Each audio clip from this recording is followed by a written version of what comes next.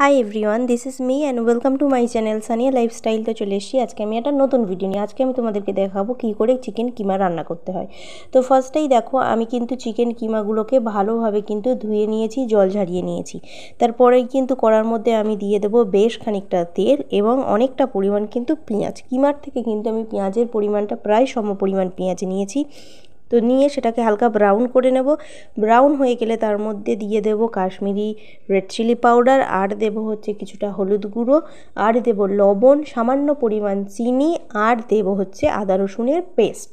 এখানে তোমরা জিরে মরিচও অ্যাড করতে পারো, সেটা অপশনাল। আমি এখানে দিইনি, দিলে স্পাইসটা বেশি হয়ে যাবে, তো সেই জন্য। তো তারপরে দেখো, মশলাগুলো থেকে যখন আমার কষানো হয়ে যাবে, যখন দেখবো আমি এটা থেকে তেল ছেড়ে দিয়েছে, তারপরেই কিন্তু আমি এটার মধ্যে দেখো দুটো কাদামানকে থেতো করে এর মধ্যে অ্যাড করে দিচ্ছি। তো তারপরে আবারও কিন্তু আমি ভালোভাবে নাড়তে থাকবো, এবং তেলটা যখন আমি গরম করেছি তার মধ্যে কিন্তু আমি এখানে একটা তেজপাতাও দিয়ে দিয়েছিলাম। আর তারপরেই দেখো, আমি চিকেন কিমাগুলোকে অ্যাড করে দিলাম। চিকেন কিমাগুলোকে কিন্তু আমি আলাদাভাবে কোনো ফ্রাই করিনি, বয়েল করিনি, এরকম ধুয়েই কিন্তু আমি জলটা ঝারিয়ে জাস্ট এর মধ্যে দিয়ে দিলাম। 2-3 মিনিট নাড়ার পরেই কিন্তু দেখো চিকেন কিমাগুলোকে জাস্ট এইভাবে এরকম হয়ে যাবে। তো এটা সেদ্ধের জন্য আমি সামান্য পরিমাণ গরম জল অ্যাড করব।